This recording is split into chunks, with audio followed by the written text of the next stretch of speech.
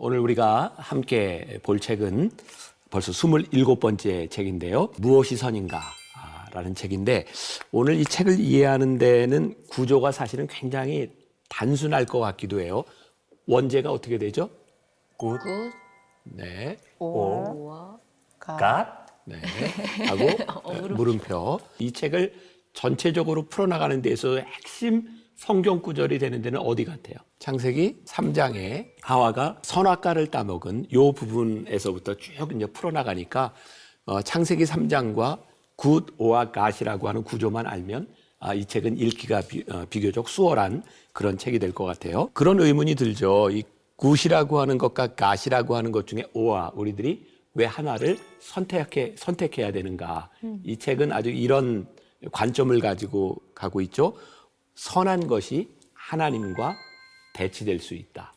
때때로 선한 것이 위험할 수 있다라고 하는 그런 구조에서 이 책을 계속해서 이제 저술해 나가고 있어요. 제일 중요한 개념 중에 하나가 하나님께 속하지 않은 선이 있을 수도 있다. 이게 선이 어떤 면에서 보면 하나님과 대치될 수 있다라고 하는 것을 설명을 하고 있죠. 우리들이 생각하는 선이라고 하는 것은 무엇일까? 이 책 13페이지에 보면 이런 구절이 나오는데 너그러움, 겸손, 정의는 선한 것, 이기심, 오만함, 잔인함은 악한 것. 이 둘을 구분하는 건 매우 간단해 보인다. 하지만 그게 전부일까? 선한 것이 그렇게 명백하다면 왜 히브리서 5장 14절에서는 우리에게 선을 알아보는 분별력이 있어야 한다고 가르치는가? 이 책을 읽으면서 그런 의구심을 가졌는지 모르지만 히브리서 5장 14절을 왜 우리들에게 말하는가 그러면서 이 책에는 그 구절이 안 나와 있어요. 찾아봤어요? 찾아보도록 하겠습니다. 아니야. 아주 바람직한 건 여러분들이 별로 이렇게 궁금증을 그냥 넘어간다는 거. 그래서 내가 필요하다는 거죠. 그래서 히브리서 5장 14절에 보면 유명한 구절이 있어요. 지각을 사용함으로 연단을 받아 선악을 분별하는 자들이 되라. 우리들이 지각을 사용함으로 선악을 분별해라. 그러니까 이 선이라고 하는 게 그렇게 쉬운 게 아니라는 거죠. 이 책에 굉장히 인상적인 부분이 있죠. 이 존 비비어 목사님이 이 책을 쓰게 된 동기, 굿, 오와 갓에 대해서 의문을 가지게 된 동기가 그 시간에 큰 사건이 하나 일어나고 있었죠. 영국의 찰스 황태자비가 교통사고로 세상을 떠난 거예요. 자기가 평소에 굉장히 좋아하던 사람이었고 그래서 굉장히 충격적이었는데 슬프다고 생각하고 이 여인이 굉장히 인류를 위해서 많은 일에 공헌했다고 생각을 했지만 이 여인의 선함이 하나님께 속하지 않을 수도 있다라고 하는 게 굉장히 충격적이었어요. 그래서 이 책을 이제 쭉 펼쳐나가면서 창세기 3장 6절의 말씀을 이제 인용하고 있죠. 여자가 그 나무를 본즉 먹음직하고 보암직하고 지혜롭게 할 만큼 탐스럽기도 한 나무인지라 여자가 그 열매를 따먹고. 자, 우리들이 먹음직하고 보암직하고 지혜롭게 할 만도 한다. 이게 좋은 거예요, 안 좋은 거예요? 좋은 거죠. 그런데 이것 때문에 이 여인이 하와가 타락을 하게 되는 거죠. 그래서 아주 굉장히 명확한 그런 구절이 있어요. 페이지 25페이지에 보면 나에게 속하지 않은 선도 있다. 그것은 내게 복종하지 않는다. 주님께 복종하지 않는 선은 하나님께 속하지 않은 것은 선하지 않을 수 있다.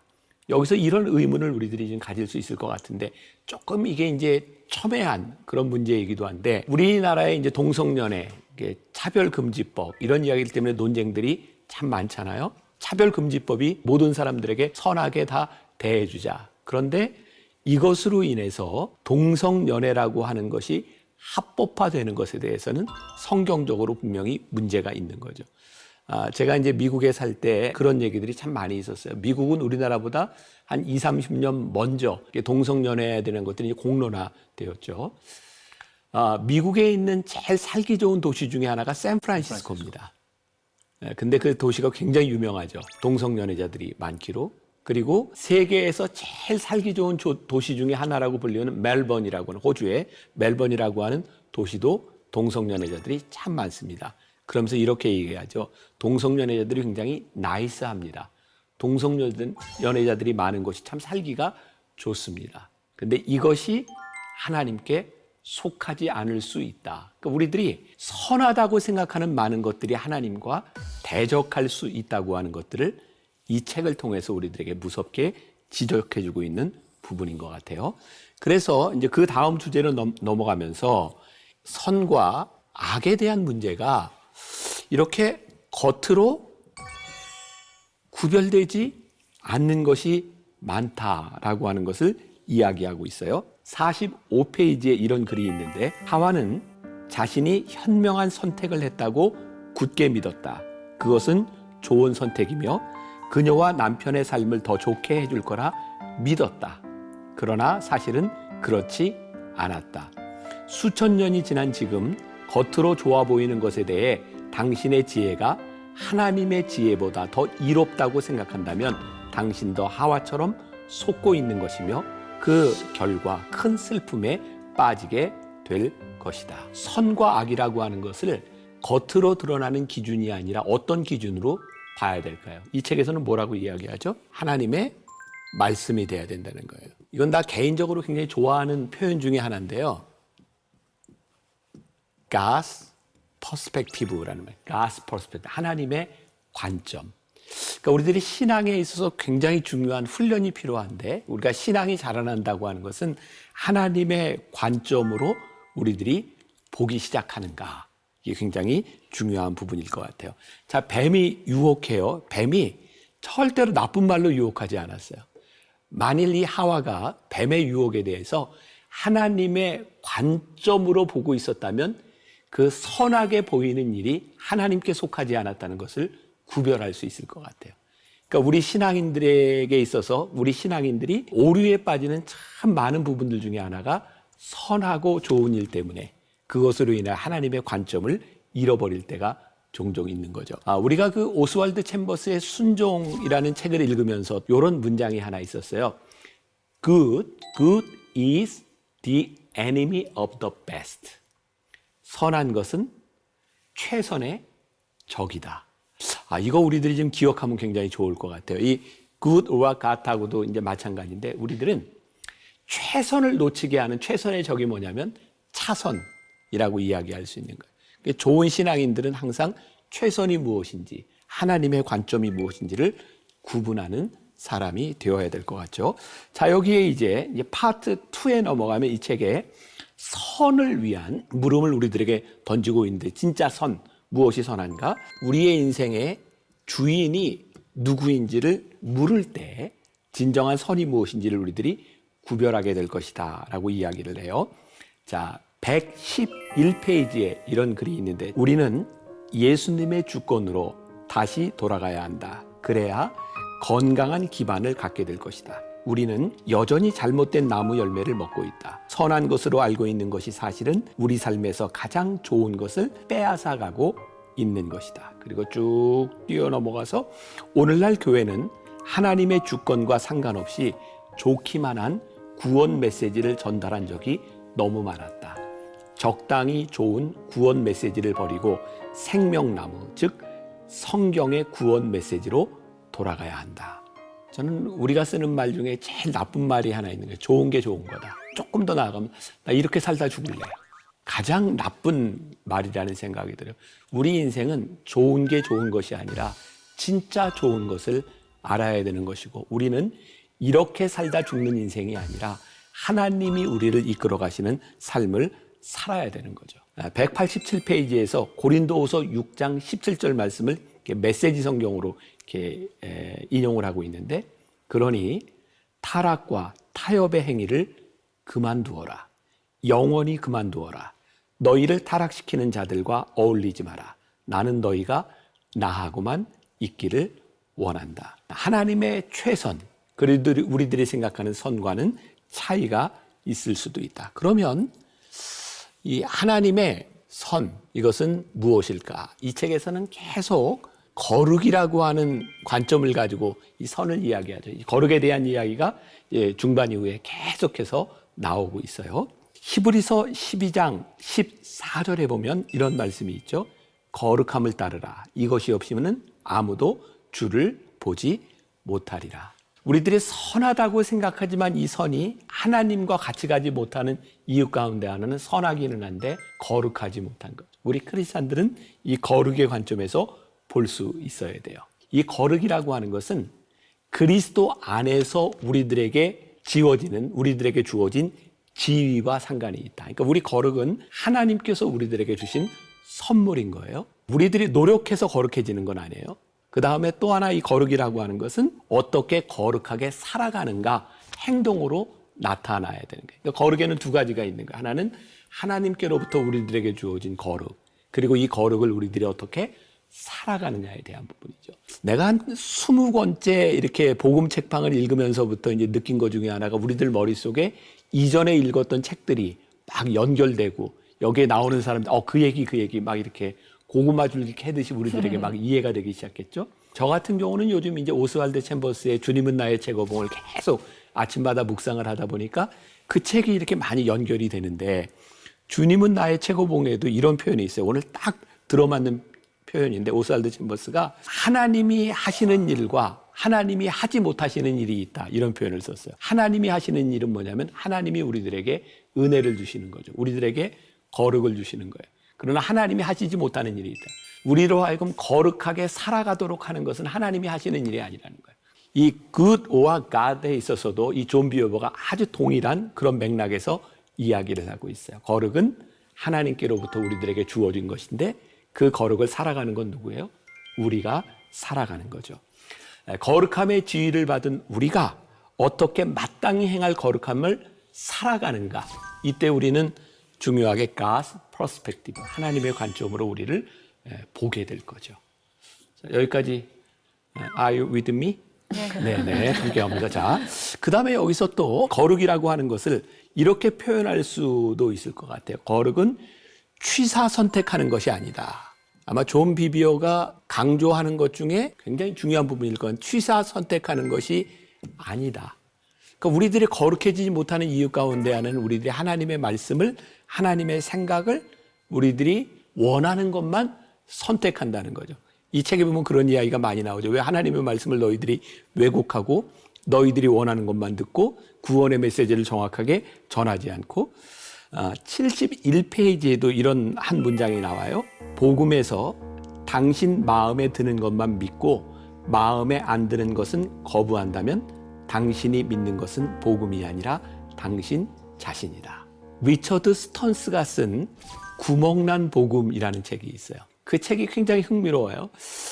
이 책에서 자기가 원하는, 자기가 좋아하는 구절만 이렇게 남겨놓고 나머지를 다 이렇게 오려내면 복음서는 너덜너덜하게 구멍이 날 거라는 거죠. 그리고 또 하나 우리들이 생각하는 게 제자입니까? 라는 책을 쓴 사람이 후안 카를로스 오르티즈 목사님이 제5복음서라고 하는 또 말을 해요. 굉장히 생소한 말이죠. 마태, 마가, 누가, 요한복음 말고 제5복음서. 내가 생각하는 복음. 내가 복음. 그러니까 우리들이 생각해 보니까 우리들이 복음을, 말씀을 취사 선택하는 순간 성경은 너덜너덜한 구멍난 복음이 될 수도 있고 우리들이 복음을 그대로 받아들이지 않고 취사 선택하면 결국 남는 것은 제5복음서. 내가 생각하는 복음일 거라는 거죠. 가만히 생각해 보세요. 우리도 보면 성경 말씀 가운데 내가 원하는 구절들만 참 좋아해요. 참 신기하죠. 내가 원하는 것만 눈에 들어오잖아요. 제가 가끔 집회 가면 그런 얘기하는데 교인들이 목사님께 설교 이렇게 집회나 이런 데서 은혜 받았습니다 라고 하는 때는 언제인지 아세요? 어머 목사님 말씀이 내 생각하고 똑같아. 그러면 은혜를 받아요. 그런데 내 생각하고 다르면 힘들어. 그래서 요즘은 내가 많이 생각하는 게 하나님의 말씀이 나를 아프게 하여 주옵소서. 복음 안에는 내가 따라가기 쉬운 말씀도 있고 내가 따라가기 어려운 말씀도 있어요. 근데 우리들이 되게 신앙생활을 할 때 내가 원하는 쪽에만 포커스를 두고 가는 거죠. 이게 복음은 그래서 취사 선택하는 것이 아니라 때로 복음이 나를 아프게 할 때 진짜 이 복음이 능력이 있는 것은 아닐까. 그래서 이 부분, 이 거룩이라고 하는 것, 우리 순종한다고 하는 것은 그런 부분. 그래서 222페이지에 이런 글이 있는데 하나님이 동산 각종 나무의 열매는 내가 임의대로 먹되 선악을 알게 하는 나무의 열매는 먹지 말라라고 명령하신 것을 기억하는가? 그에 반해 오늘날 어떤 사람들은 동산 각종 나무의 열매는 내가 임의로 먹으라라고 말하면서 먹지 말라라는 명령을 빼버릴 것이다. 경건치 못한 행동에 관한 금지 명령을 무시해 버리는 것이다. 요즘도 이게 신앙인들 가운데 참 재미있잖아요. 술, 담배 문제를 가지고 성경에 어디 술 먹지 말라는 거 그런 말이 있어. 술 취하지 말라 그랬지. 언제 담배 피지 말라는 말이 있어. 그런데 우리들이 진짜 주목해야 될 것은 술 먹고 담배 피는 것이 아니라 너희들이 거룩하라는 거거든요. 그러니까 사실은 제일 중요한 것은 거룩에 방해되는 모든 요소들을 버리라고 하는 하나님의 관점이 아니라 우리는 우리의 삶을 정당하기 위해서 자꾸 취사 선택하려는 경향이 있다. 이 존 비비언이 이 부분에 대해서 굉장히 무섭게 질책하고 있어요. 그래서 이 책에서 인용하고 있는 말씀 가운데 하나가 굉장히 무서운 말씀이에요. 계시록 3장 1절 말씀. 내가 내 행위를 아노니 내가 살았다 하는 이름을 가졌으나 죽은 자로다. 마지막 심판 때에 우리들이 어떻게 하나님 앞에 설 수 있을까? 또 성도들이 살아있는지 죽었는지 판단하는 데 있어 중요한 질문은 우리가 예수님의 말씀에 순종하고 있는가? 아니면 실제로 예수님의 명령과 동떨어져서 서로 인간적으로 친밀한 공동체를 발전시키고 있는가 하는 것이다. 또 다른 질문은 우리가 행동의 변화를 낳는 마음 상태로 성도들을 성숙하게 하는 진리를 선포하고 있는가? 아니면 감정을 어루만지고 지성을 자극하는 메시지를 선포하고 있는가 하는 것이다. 나에게 있어서도 고민이고 많은 목회자들의 고민일 것 같아요. 교인들이 늘어나는 것을 보면서 내가 지금 말씀을 제대로 전하고 있는가? 목회를 하면서 굉장히 고민되는 부분 중에 하나고 우리 목회자뿐만 아니라 모든 성도들이 사람들에게 욕먹는 거 싫어하잖아요. 그래서 남에게 싫은 소리 하는 것 싫어하고 근데 그런 부분들이 진짜 내가 하나님 앞에서 올바른 말씀을 이렇게 전하면서 내가 살아가는 것 혹은 내가 사람들에게 좋은 평판을 받기 위해서 살아가는 것 이런 부분들을 우리들이 구분할 수 있어야 되겠다. 그러니까 여기서도 적용이 되겠죠. Good or God. 내가 많은 사람들에게 칭찬을 받고 있어. 좋은 일이야. 근데 그게 진짜 그것일까? 진짜 이게 하나님께 속한 일일까? 이런 부분들에 대해서 우리들이 고민할 수 있다면 우리들이 올바른 God's perspective, 하나님의 눈으로 볼 수 있지 않겠는가. 이 책의 제일 중요한 부분 중에 하나일 것 같아요. 경외함이라고 하는 말이 나와 있고 요거하고 이제 반대되는 개념으로 두려움이라고 하는 말이 있는데 사실은 이 말보다는 무서움이라고 하는 말이 좋을 것 같아요. 이렇게 경외함과 이 무서움이라고 하는 것으로 하나님께 대한 우리의 자세에 대한 부분인데 우리들이 하나님을 경외하는 것은 옳지만 하나님을 무서워하는 것은 옳은 일이 아니다. 그리고 선한 삶과 진짜 선한 삶이 다르듯이 경외하는 것과 무서워하는 것은 다르다고 하는 것을 이야기하고 있어요. 아주 중요한 개념인 것 같아요. 자, 278페이지 거룩함은 하나님을 두려워하는 가운데서 자라난다. 이 진리는 신약 성경 전체에 걸쳐 나타난다. 바울은 다른 교회를 향해 이렇게 말한다. 두렵고 떨림으로 너희 구원을 이루라. 깊은 경외심, 떨림, 거룩한 두려움으로 하나님의 명령에 복종해야 한다. 베드로는 거룩한 삶의 명령을 지키는 것과 관련하여 이렇게 말한다. 너희가 나그네로 있을 때를 두려움으로 지내라. 자, 이걸 조금 더 설명해주는 280페이지로 넘어갑니다. 하나님을 무서워하는 사람은 하나님께 감추는 것이 있어서 두려워하는 것이다. 하나님을 경외하는 사람은 감추는 것이 없다. 사실 그는 하나님으로부터 멀어지는 것을 두려워한다.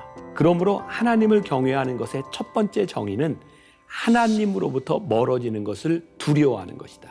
하나님을 경외하는 것은 하나님을 공경하는 것이다. 그러니까 우리들이 하나님을 경외할 때 우리들이 God's perspective를 우리들이 가질 수 있는 거죠. 그런데 하나님을 무서워하면 어떻게 돼요? 하나님과 멀어지려고 하죠. 하나님께 숨으려고 하는 것. 아담과 하와가 하나님께서 너희가 어디 있느냐 했을 때 하나님의 낯을 피해 숨은 것처럼 우리가 경외함이라고 하는 단어를 또 이 책에서는 공경이라고 하는 말도 표현하고 있는데 경외함과 공경함은 우리를 무엇으로 인도하냐면 순종으로 인도해요.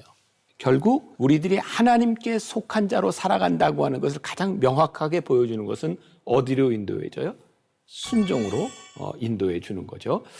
자, 329페이지에 순종은 하나님에 대한 참된 경외심의 외적인 증거다. 우리가 하나님을 두려워할 때 다음과 같이 할 것이다. 하나님께 즉각 순종한다. 이해가 되지 않더라도 마음이 아프더라도 이익을 보지 못하더라도 끝까지 하나님께 순종한다. 순종하는 것과 순종하지 못하는 것은 굉장히 간단한 부분 중에 하나일 거예요. 뭐냐면 God's perspective, 하나님의 관점에서 하나님을 기쁘시게 해드리는 것이 우리들의 삶의 목적이면 순종이 가능하죠. 그런데 우리들의 삶의 목적이 내가 원하는 것, 내가 생각하는 선을 추구한다고 하면 우리들이 순종하지 못할 것이 참 많을 것 같아요. 그리고 우리들이 하나님을 기쁘시게 하는 것이 우리들의 삶의 목적이 되면 선과 악을 구별하는 것이 쉬워요.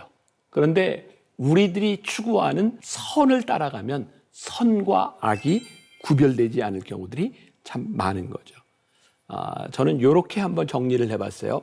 마지막으로 우리들이 순종하며 누리는 자유가 있고 불순종하며 누리는 자유가 있어요. 생각해 보세요. 우리들이 순종하며 누리는 자유 가운데서는 선함이 드러나죠.